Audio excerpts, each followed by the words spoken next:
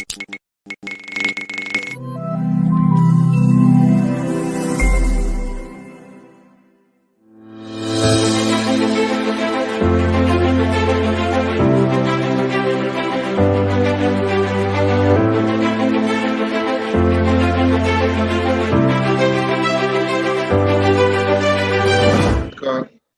जो हमारा वेबिनार है उसका विषय है कोविड-19 का विश्व राजनीति पर प्रभाव। दिसंबर 2019 से पूर्व ये दुनिया कुछ अलग ही तरह से चल रही थी। किसी को आभास तक नहीं था कि एक महामारी कोरोना के नाम से आएगी और सब कुछ बदल जाएगा। आज राष्ट्रीय और अंतर्राष्ट्रीय स्तर पर हर क्षेत्र में इस महामारी ने परिदृश्य बदल दिए हैं, चाहे वह शिक्षा हो, व्यापार हो, राजनीति हो। अगर इन सभी क्षेत्रों में बदलाव हुआ है तो ये बदलाव किस हद तक जाएगा, यह अभी कोई भी अंदाजा नहीं लगा सकता। ये कोविड-19 के बाद दुनिया कैसी होगी, इस बारे में भी कुछ नहीं कहा जा सकता। इन सभी बदलावों ने दुनिया पर प्रभाव डाला है, लेकिन जो सबसे ज्यादा प्रभाव डाला है वो राजनीतिक प्रभाव ने डाला है, चाहे वो राष्ट्रीय स्तर की हो या अंतर्राष्ट्रीय स्तर पर हो। क्योंकि राजनीति ही वो क्षेत्र है जो किसी देश की विकास और विनाश की दिशा को तय करती है। इसलिए ऐसे समय में आज की हमारी यह वेबिनार और इसका विषय राजनीति पर, विश्व राजनीति पर कोविड-19 का क्या प्रभाव पड़ेगा, वो बेहद प्रासंगिक, रेलिवेंट हो जाता है कि हम ऐसे समय में मंथन करें कि इसके क्या प्रभाव आएंगे। हमारे बीच आज इस वेबिनार के लिए जो विद्वान जन उपस्थित हैं, मैं उनका अपने और अपने महाविद्यालय की तरफ से स्वागत करता हूँ। हमारे बीच जो विद्वान हैं, उपस्थित हैं, रिसोर्स पर्सन है आज के, वो हैं professor Dinesh Kumar Sharma ji, department of political science, SVS college, government PG college Rudrapur.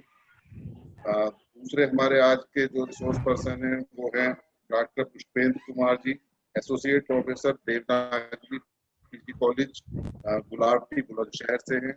और तीसरे हमारे आज के रिसोर्स पर्सन हैं doctor Brajesh Joshi ji, assistant professor, government PG college, Baj, Uttarakhand से। मैं अब आज के वेबिनार को शुरू करते हैं और मैं अब जो पहले रिसोर्स पर्सन है डॉक्टर ब्रजेश कुमार जोशी जी, उनको आमंत्रित करता हूं। सर, आपका मैं परिचय देना चाहूंगा सभी श्रोताओं को। आप government PG college Bajpur Uttarakhand में असिस्टेंट प्रोफेसर पॉलिटिकल साइंस के रूप में कार्यरत थे। इससे पहले आप गवर्नमेंट PG कॉलेज चंपावत में कार्यरत थे। आपके more than 10 research paper publish हो चुके हैं। आपने 50 से ज्यादा राष्ट्रीय सेमिनार्स में प्रतिभागिता की है। आपके निर्देश में PhD के लिए छात्र रजिस्टर्ड हैं और आपकी एक बुक भी राजनीति शास्त्र में अंडर पब्लिकेशन। तो आपका आज का टॉपिक है जो जिस विषय पर रोशनी डालेंगे डॉक्टर ब्रजेश जोशी जी, वो है भारतीय राजनीति पर कोविड-19 का प्रभाव। इसी के साथ मैं अपने पहले रिसोर्स पर्सन को आमंत्रित करता हूँ, डॉक्टर ब्रजेश जोशी। धन्यवाद सर। सर, आपका स्वागत है।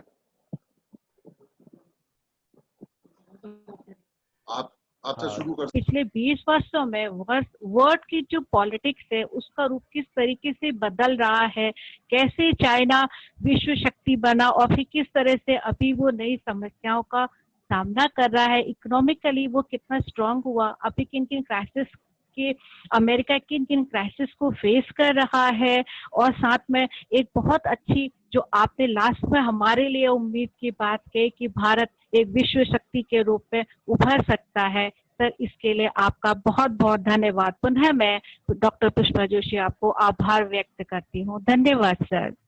Thank you sir, thank you.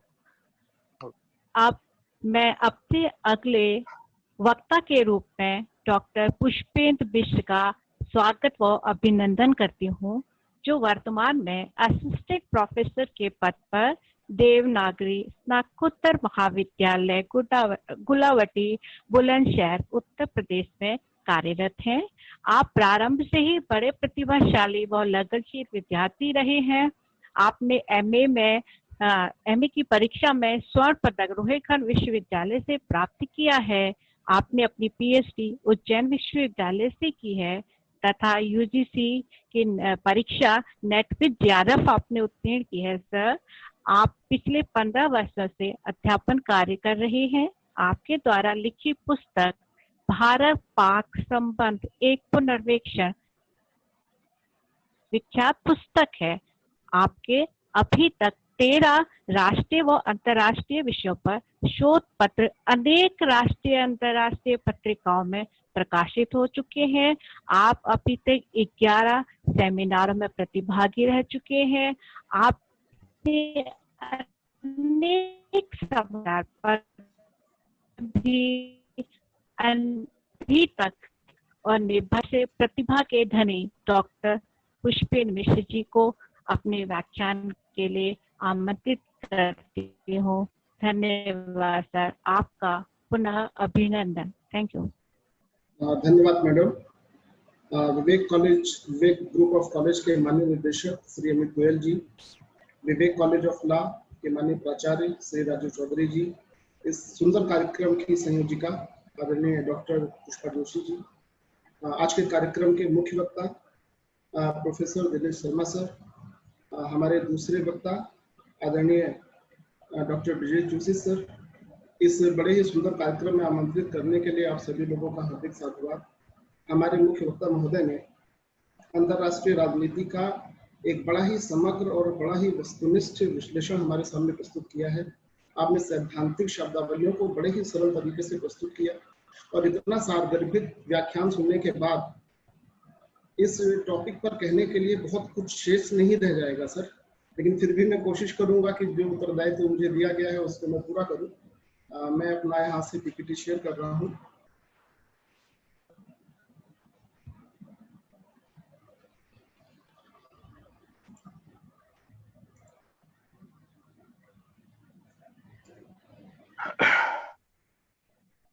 मेरा जो टॉपिक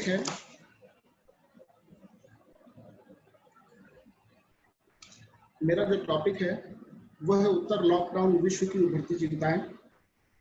जैसा कि हम सभी लोग पिछले लगभग 3 माह से देख रहे हैं, कोरोना कोविड-19 संकट के चलते पूरा का पूरा विश्व लॉकडाउन की स्थिति में है। लेकिन यूरोप हो चाहे अमेरिका हो, अनेक राज्यों में अब परिस्थितियां धीरे धीरे नियंत्रण में आनी शुरू हो गई हैं। अनेक राज्य अपने यहाँ से लॉकडाउन को हटा रहे हैं और उम्मीद कर रहे हैं कि धीरे धीरे वहां पर जनजीवन सामान्य होता रहेगा।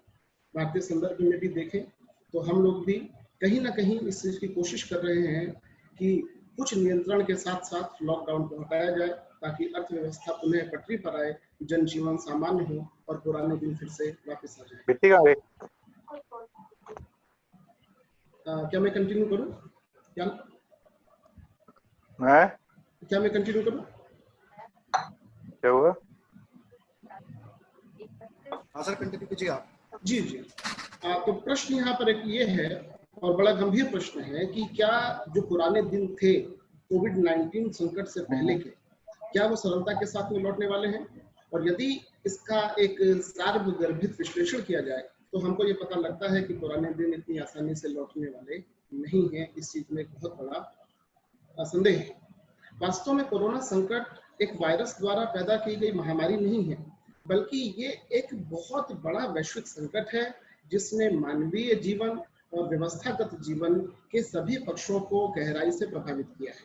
मेरा ये जो प्रेजेंटेशन है इसको मैंने 2 पार्ट में डिवाइड किया है। पहले पार्ट में मैं आपको बताऊंगा कि किस तरीके से दुनिया के और व्यवस्था के अलग अलग पक्षों को कोविड-19 और लॉकडाउन ने प्रभावित किया है, और दूसरे इसके चरण में मैं आपको ये बताऊंगा कि कोरोना संकट के बाद की जो विश्व व्यवस्था बनने वाली है उसके बारे में हम क्या उम्मीद कर सकते हैं कि आने वाला समय कैसा होगा।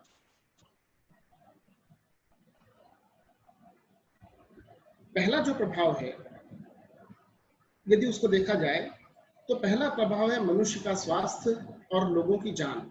इसके साथ साथ में विश्व की अर्थव्यवस्था और सशक्तिकरण के घटक जिनके बारे में विगत 30 वर्षों से ग्लोबलाइजेशन के दौर के बाद से हम लोग लगातार चर्चा कर रहे हैं, उन सभी घटकों को कोविड-19 और लॉकडाउन ने बहुत गहरी चोट पहुंचाई है। जैसा कि हम सभी जानते हैं कि चीन के वुहान प्रांत से शुरू हुआ, यूरोप में गया, अमेरिका में गया और करते करते इस तरीके से विकासशील देशों में भी कोविड-19 का प्रकोप शुरू हो गया है। और जो अफ्रीका महाद्वीप है वो इस कोविड-19 का नया शिकार है। जब हम कोविड-19 या कोरोना वायरस की बात करते हैं तो सबसे पहली चीज आती है कि ये लोगों के स्वास्थ्य को नकारात्मक तरीके से प्रभावित करता है। स्वास्थ्य के संदर्भ में ये लोगों की रोग प्रतिरोधक प्रणाली पर हमला करता है। रोग प्रतिरोधक प्रणाली पर हमला करने के साथ साथ कोविड-19 लोगों के मानसिक स्वास्थ्य को भी क्षति पहुंचाता है। अनेक मनोचिकित्सक विश्व लेवल पर इस तथ्य की पुष्टि कर रहे हैं कि हाल के दिनों में मानसिक रूप से अस्वस्थ, नकारात्मक विचार और तनाव जैसी अनेक मानसिक बीमारियों में वृद्धि हुई है। इसके साथ साथ जो दूसरा एक बड़ा प्रभाव इसका पड़ा है वो है रोजगार के क्षेत्र में। रोजगार का चाहे संगठित क्षेत्र हो और चाहे असंगठित क्षेत्र हो, दोनों ही क्षेत्र इस लॉकडाउन से कोविड-19 के इस संकट से बहुत ज्यादा प्रभावित है। यदि अभी हाल ही में आप अंतरराष्ट्रीय श्रम संगठन की रिपोर्ट को देखें तो उन्होंने जो एनालिसिस किया है उसके हिसाब से ग्लोबल लेवल पर 1 अरब 20 करोड़ लोग कहीं ना कहीं अपनी नौकरियों को खोने के कगार पर हैं या वो लोग खो रहे हैं। इसी प्रकार से भारतीय संदर्भ में अंतरराष्ट्रीय श्रम संगठन का अनुमान है कि लगभग 35 से 40 करोड़ लोगों का रोजगार इस संकट के कारण प्रभावित होगा। इस लॉकडाउन ने मांग और पूर्ति के कॉन्सेप्ट पर आधारित बाजार व्यवस्था को तहस नहस किया है। इसके साथ साथ इसने नई मांगों के सृजन पर रोक लगाई है और चूंकि इसने नई मांगों के सृजन पर रोक लगाई है इसलिए बाजार में नकदी का प्रवाह बंद है, बाजार बंद है, बाजारों से ग्राहक गायब है और इसी के साथ साथ जो व्यवसायी हैं वो पूरी तरीके से पस्त हैं।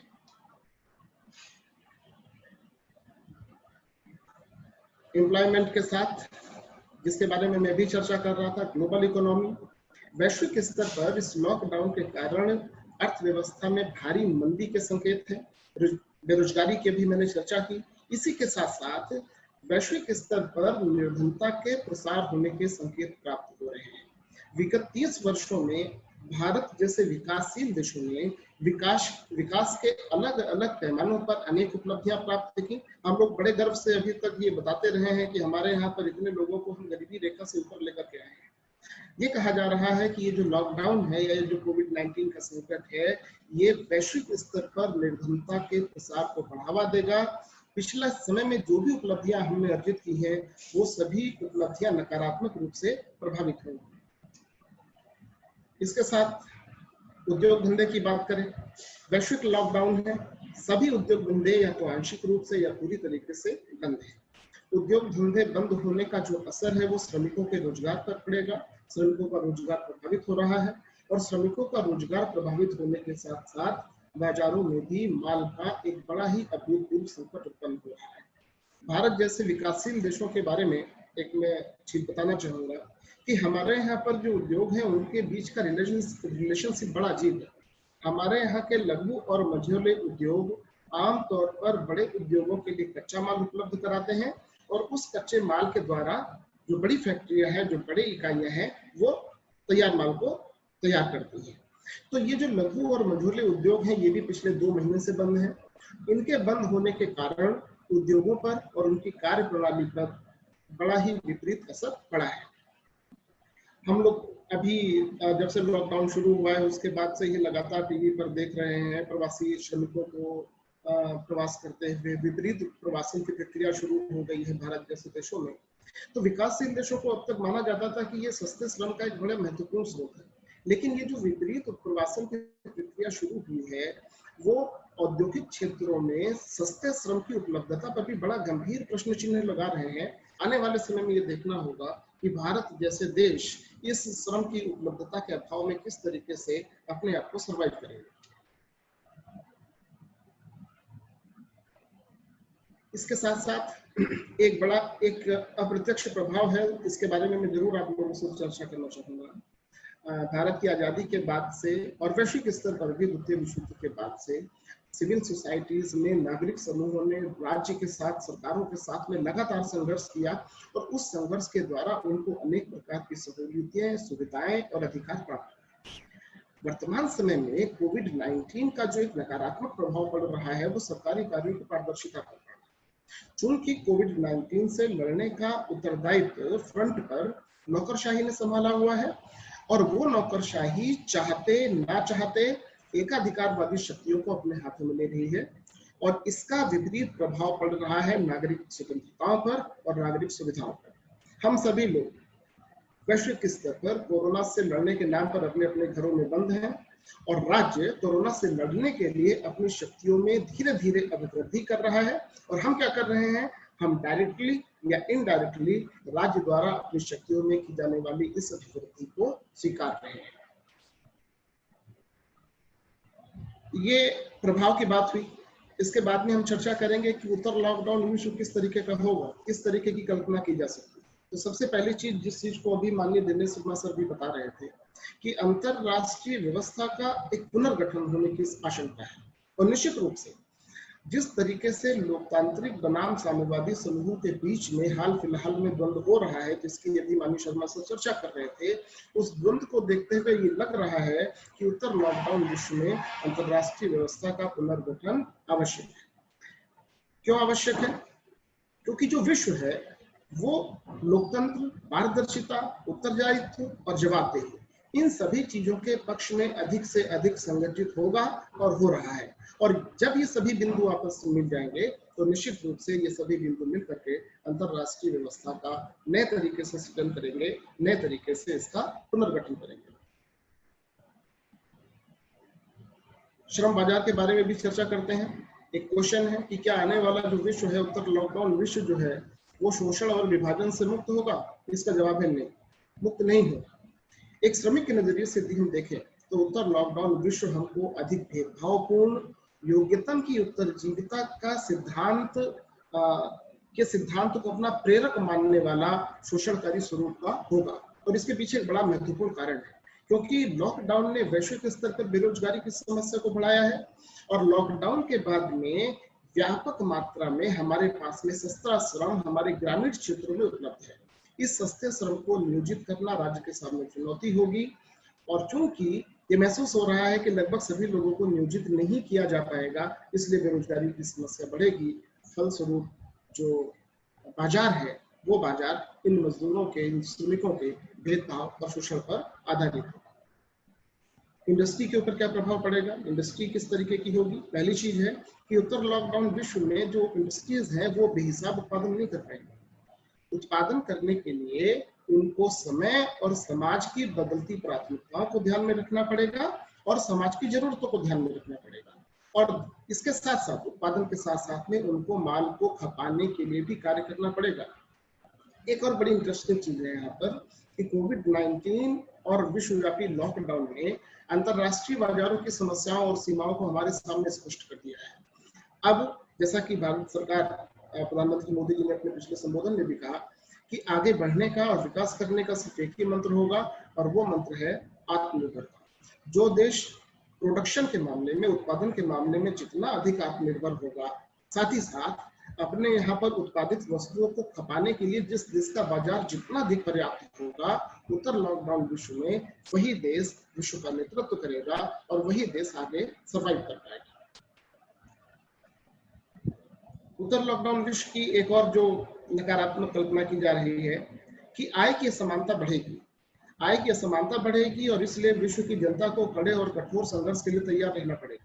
इसके साथ साथ में उद्योगों में मशीनीकरण का अधिक से अधिक प्रयोग होने की आशंका है। जापान और कोरिया जैसे कई देशों ने कुछ रोबोट बनाए हैं जो रोबोट मनुष्य को, मानव को स्थापित करके मनुष्य का स्थान ग्रहण करेंगे और कंपनियों में उत्पादन का कार्य करेंगे। तो उद्योगों में मशीनीकरण का प्रयोग होगा। तो इन सारी की सारी चीजों का जो एक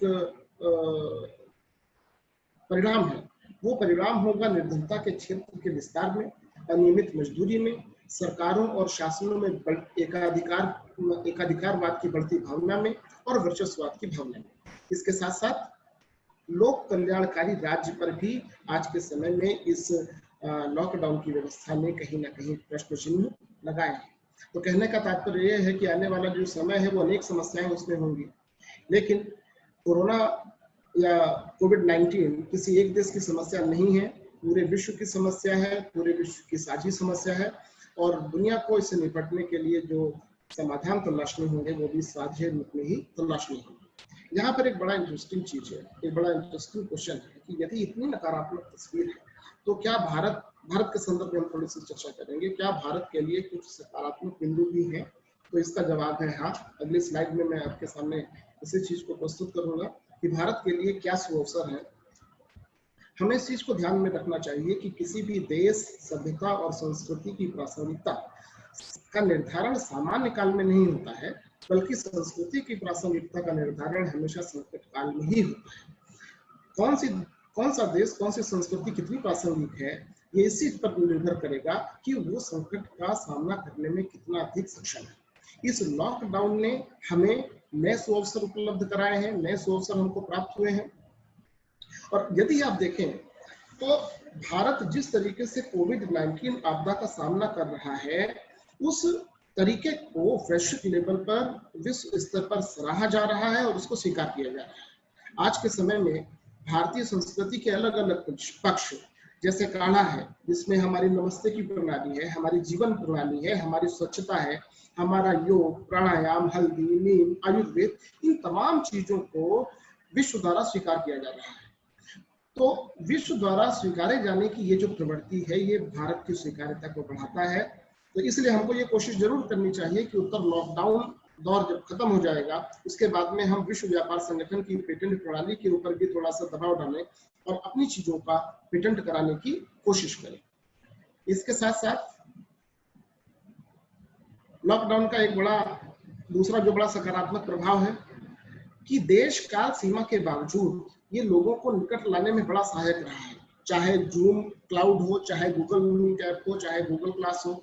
हम कल्पना नहीं कर सकते थे इस दौर से पहले कि मैं हापुड़ में बैठा हूँ, आदरणीय शर्मा सर उत्तराखंड में है, ब्रजेश सर उत्तराखंड में है, पुष्पा मैम बिजनौर में है, राजू चौधरी सर बिजनौर में है, और हम सारे के सारे लोग मिलकर के एक साथ में एक लेक्चर कर रहे हो, ऐसा हम कल्पना नहीं कर सकते थे। लॉकडाउन हम लोगों को निकट लाया है, देश काल और सीमाओं को तोड़ते हुए। इसके साथ साथ लॉकडाउन समाज के दोहरे व्यवहार और मापदंडों को भी प्रकाश में लाया है। आज से पहले इन जो प्रवासी श्रमिक प्रवास कर रहे हैं, माइग्रेट कर रहे हैं अपने अपने स्थानों से, आज तक सार्वजनिक विमर्श में हम लोग कभी इनका नाम नहीं लेते थे, लेकिन ये लॉकडाउन है जो श्रमिक विमर्श को जिसने शुरू कर दिया है, और अब हमारे दिन प्रतिदिन के विमर्श में उनका एक महत्वपूर्ण स्थान है। इसके साथ साथ भारत के पास में वो कौन सी चीजें हैं जिससे हम इस संकट में प्राप्त अवसरों से लाभ उठा सकते हैं, तो वो चीज है हमारा ग्राम स्वराज। यहाँ पर गांधी जी का मैं उल्लेख करना चाहूंगा। गांधी जी हमेशा से ये चाहते थे कि भारत में ग्राम को विकास का यूनिट बनाया जाए, ग्रामों का विकास इस तरीके से हो कि वो आत्मनिर्भर हो, अपनी आवश्यकताओं की पूर्ति कर सकें, और इस प्रकार से देश। तो ग्राम स्वराज का कॉन्सेप्ट, स्वदेशी का कॉन्सेप्ट जिसकी बात मोदी जी भी कर रहे थे कुछ समय पहले, आत्मनिर्भरता का कॉन्सेप्ट जिसकी चर्चा हम लोगों ने भी पहले भी की है, और एक भारतीय शैली जो भारतीय जीवन शैली है कि हम सीमित संसाधनों में भी उत्कृष्ट तरीके से जीवन यापन करना हमने सीखा है।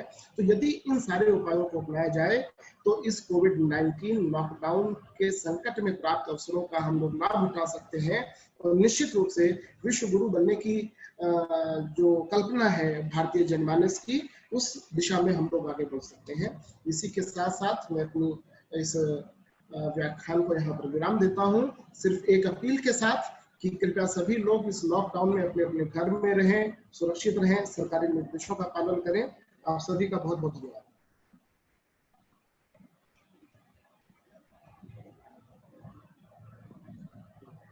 हेलो, धन्यवाद डॉक्टर पुष्पेन जी। धन्यवाद। हेलो, धन्यवाद डॉक्टर पुष्पेन जी।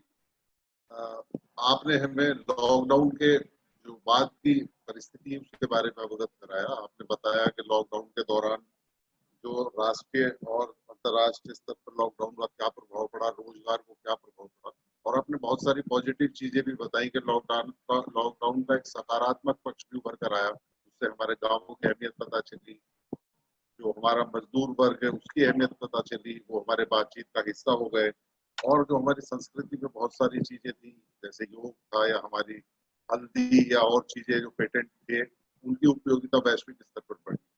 तो ये एक पॉजिटिव बात है कि हमारी संस्कृति उसमें उभर कर आई दुनिया के सामने। आपका जो ये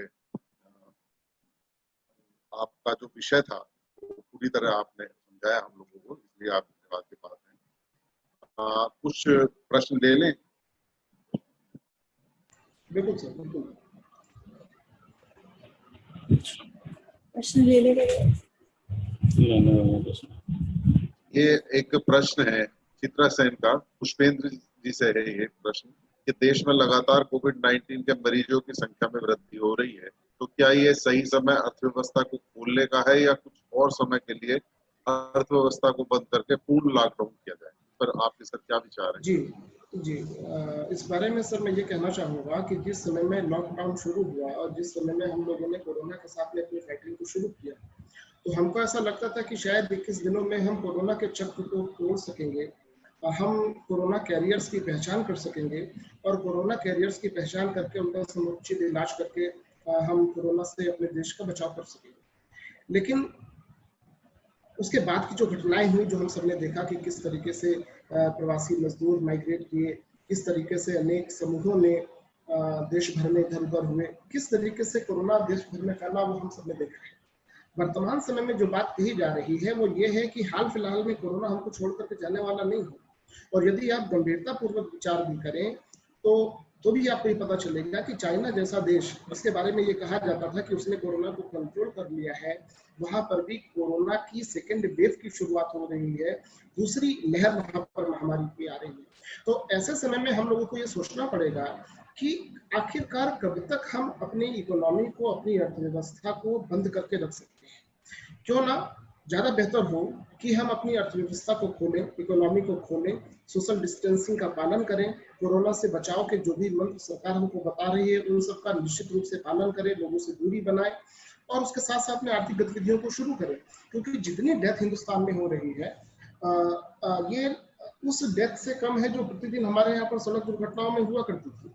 तो इसलिए मुझे ऐसा लगता है कि अब हम लोगों को अर्थव्यवस्था के द्वार खोलने चाहिए, आवश्यक भी है। 2 महीना लगभग हो चुका है और जो असंगठित क्षेत्र में काम करने वाले लोग हैं, जो रेहड़ी लगाने वाला है, जो फल बेचने वाला है, जो सब्जी बेचने वाला है, जो खोमचे लगाने वाला है, जो मोची है, उन लोगों के जीवन पर लॉकडाउन का बड़ा नकारात्मक प्रभाव पड़ रहा है और उन लोगों के सर्वाइव करने के लिए भी आवश्यक है कि इस लॉकडाउन को अब खोला जाए क्रमशः।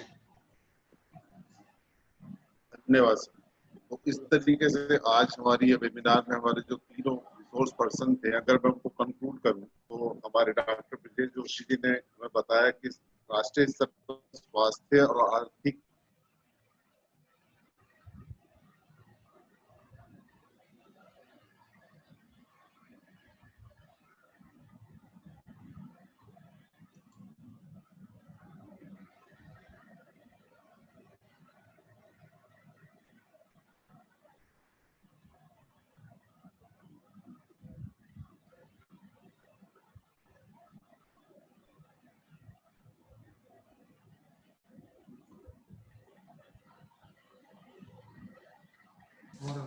थोड़ा टेक्निकल प्रॉब्लम है, थोड़ा 2 मिनट वेट करेंगे। जोशी मैम आप कंटिन्यू करिए।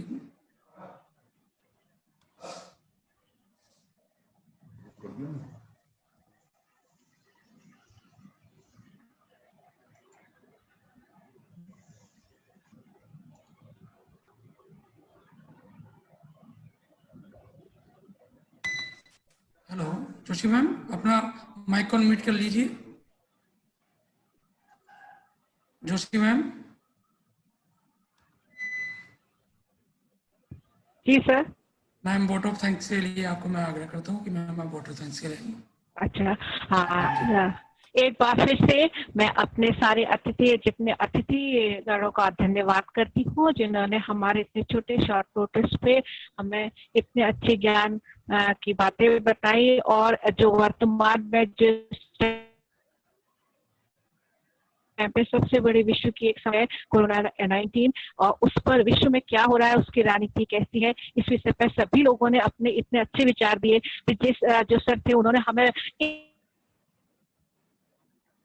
इंडियन पॉलिटिक्स के बारे में बताया, अभी जो इंडिया की जो लोकल पॉलिटिक्स है या जो सेंट्रल लेवल पे स्टेट या मोदी गवर्नमेंट जो काम कर रही है उसके बारे में बताया, जो कि बहुत ही अच्छा था, क्योंकि किसी भी राज्य को चलाने के लिए आपको पता है कि उस राज्य की राजनीति का बहुत बड़ा एक रोल होता है। उस रोल के बारे में बताया, मोदी जी के बारे में बताया, उनके द्वारा किए गए कार्यों के बारे में बताया, साथ में ये बताया कि सेंट्रल स्टेट के बीच में इस टाइप के इस समय किस तरीके के रिलेशंस है और उन रिलेशंस वो रिलेशंस किस तरीके से काम कर रहे हैं और किस तरीके इस महामारी से लड़ने के लिए एक दूसरे को सहयोग प्रदान कर रहे हैं। साथ में जो हमारे दिनेश शर्मा सर थे, उनका जो व्याख्यान था वो तो बहुत ही बढ़िया था। उन्होंने पूरी वर्ल्ड पॉलिटिक्स बताया कि कहाँ से वर्ल्ड पॉलिटिक्स स्टार्ट होती है, वो पीरियड बताया उन्होंने 1945 का। उन्होंने कोल्ड वॉर की बात बताया कि कहाँ पर किस तरह से वैचारिक मतभेद होते हैं। न्यूक्लियर वेपन्स की बात बताया कि किस तरह से न्यूक्लियर वेपन्स आने से वर्ल्ड में किस तरीके से कौन वर्ल्ड पावर बना, कौन से देश वर्ल्ड पावर बन गए, क्यों बन गए, उसके बारे में बताया। फिर जब उन्होंने पिछले 20 वर्षों से जो वर्ल्ड पॉलिटिक्स चल रही है उसमें उन्होंने बताया किस तरीके से अमेरिका ने पूरे विश्व में अपना राज्य स्थापित कर लिया है, इकोनॉमिकली वो कितना स्ट्रांग है। तो वो हाँ कहीं ना कहीं उसे चाइना ने उसको टक्कर देने की कोशिश करी, और जब चाइना ने उसे टक्कर देने की कोशिश की तो उन्होंने बहुत अच्छे से एक्सप्लेन करा था डॉलर पॉलिटिक्स को, जिसको डॉलर की राजनीति कहते हैं, उसके बारे में बताया उन्होंने बताया कि किस तरह वर्ल्ड पॉलिटिक्स में टेक्नोलॉजी का बहुत बड़ा एक इम्पोर्टेंट रोल है। उन्होंने वर्ल्ड बैंक के बारे में बताया। साथ में उन्होंने बताया कि चाइना का वर्ल्ड पावर बन रहा है तो उसके साथ कितनी प्रॉब्लम्स है। चाइना भी अपने आंतरिक रूप से भी कहीं ना कहीं कुछ मतभेद उभर रहे हैं। तिब्बत की प्रॉब्लम के बारे में बताया उन्होंने, हांगकांग के प्रॉब्लम के बारे में बताया। साथ में चाइना की वो policy one China one nation की पॉलिसी को बहुत अच्छे से उन्होंने एक्सप्लेन किया था। साथ में उन्होंने जो सबसे अच्छी उम्मीद की बात भारतीयों के लिए जो उन्होंने लास्ट में कही कि अमेरिका कहीं ना कहीं अपनी विश्वसनीयता को खोता जा रहा है इस लॉकडाउन में या इस कोरोना महामारी में, और चाइना किस तरीके से उन्होंने बोला है कि वो भी अपनी जो उस पे लोगों की विश्वसनीयता थी वो भी कहीं ना कहीं खतरे में। चाइना के आगे भी विश्व परिदृश्य में कहीं ना कहीं बहुत सी समस्याएं आ रही हैं, जिन समस्याओं को उसे पूरा करना है। वो अपनी छवि कहीं ना कहीं धूमिल तो नहीं कर रहा है, इस पे बताया उन्होंने। और हमारे लिए सबसे बड़े गर्व की बात उन्होंने कहा कि भारत है जो कि विश्व गुरु या विश्व की एक शक्ति के रूप में उभर सकता है, उसके पास बहुत अच्छा अवसर है। तो इसके बारे में उन्होंने बताया तो बहुत बढ़िया था। पुष्पेंद्र सर ने बहुत अच्छा बताया। पुष्पेंद्र सर ने ये बताया कि किस तरीके से कि जब कोरोना चला जाएगा तो उसके बाद हमारे देश की राजनीति किस करवट बैठे, किस तरीके से हम अपनी राजनीति को चलाएं, किस तरीके से हमें आर्थिक और राजनीतिक क्षेत्र में काम करना है, किस आइडियोलॉजी को हमें फॉलो करना है। उन्होंने गांधी जी की बात कही कि हमें कुटीर और लघु उद्योगों पे काम करना पड़ेगा, स्वराज की बात करनी पड़ेगी, स्वदेशी की बात करनी पड़ेगी। और फिर लोग जो और उन्होंने जो एक प्रश्न भी उनके पास आया था कि क्या कोरोना जो लॉकडाउन है वो हटा दिया जाए, तो उससे बहुत अच्छा प्रश्न दिया। तो एक बार फिर से मैं आप सभी लोगों का तहे दिल से फिर से आपका धन्यवाद करती हूँ। Thank you sir. जी सर। मैं अंत में एक बार सभी अपने वक्ताओं का, अपने श्रोताओं का हार्दिक धन्यवाद अपनी तरफ से, अपने महाविद्यालय की तरफ से, अपने चेयरमैन श्री अमित गोयल जी, सेक्रेटरी श्री दीपक मित्तल जी और कोषाध्यक्ष श्री धर्मेंद्र अग्रवाल जी की तरफ से हार्दिक धन्यवाद करता हूं कि आप सब लोगों ने इतने धैर्यपूर्वक इस वेबिनार को सुना और हमारे वक्ताओं ने अपने कीमती समय से निकालकर अपना समय हमको दिया। हम ये उम्मीद करते हैं कि आगे भी जब जरूरत होगी आप सर अपना आशीर्वाद हमारे साथ बनाए रखेंगे। और मैं sir specially doctor Dinesh sir को एक शेर के साथ अपनी बात खत्म करना चाहूंगा। सर पूरी दुनिया चाइना को दोषी ठहरा रही है, ये अभी साबित तो नहीं है। एक डिमांड उठ रही है WHO से कि भी ये चेक किया जाए कि चाइना की कोई लापरवाही या कोई सुनिश्चित योजना नहीं है। तो मैं चाइना के लिए एक शेर सर कहना चाहूंगा कि कुछ ऐसे मनासिब भी है तारीख की नजरों में, कुछ ऐसे मनासिब भी है तारीख की नजरों में कि लम्हों ने खता की थी और सदियों ने सजा पाई। तो अगर चाइना इसके लिए जिम्मेदार है तो सर ये सजा पूरी दुनिया के लिए बहुत बड़ी है। और इसी के साथ मैं आज की वेबिनार जो पूरी होने की घोषणा करता हूँ। हम फिर जल्द मिलेंगे सर। Thank you.